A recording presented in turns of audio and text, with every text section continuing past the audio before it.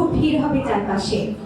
হাসি ঠাট্টা আড্ডা গল্প খোঁজখবর গুড মর্নিং গুড নাইট ইত্যাদি।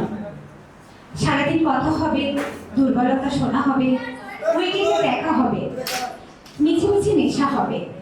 তারপর আস্তে আস্তে যখন সবকিছু জানা হয়ে যাবে, নতুন কোনো গল্প শোনার আর থাকবে না।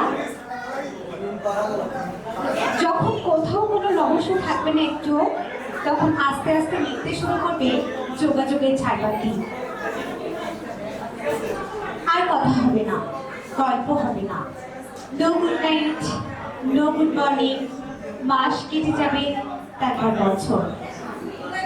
চ্যাটবক্সে তাদের নামের পাশে ওই সবুজ আলোটা আগের মতো জ্বলবে আর নিবে।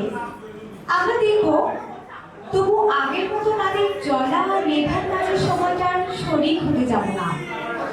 প্রথম প্রথম অনেকে থাকে, ধীরে ধীরে ভিড় ফাঁকা হতে থাকে।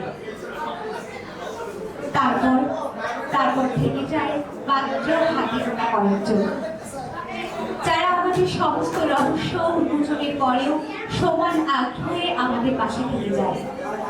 সকালে গুড মর্নিং আর রাতে গুড নাইট না পেলে দুশ্চিন্তা করে, রাতে ঘুমানোর সময় গুড নাইটটা পেলে শান্তিতে ঘুমায়। ছিমছিমে নেশায় কাজ বাড়িয়ে দেয়। আমরা তাদের কাছে মাথা রেখে বুঝতে পারি অনেকেরই তো কি হয়েছে। এই যে কিছু জন আছে, এই কিছু জনই আমার জন্য অনেক।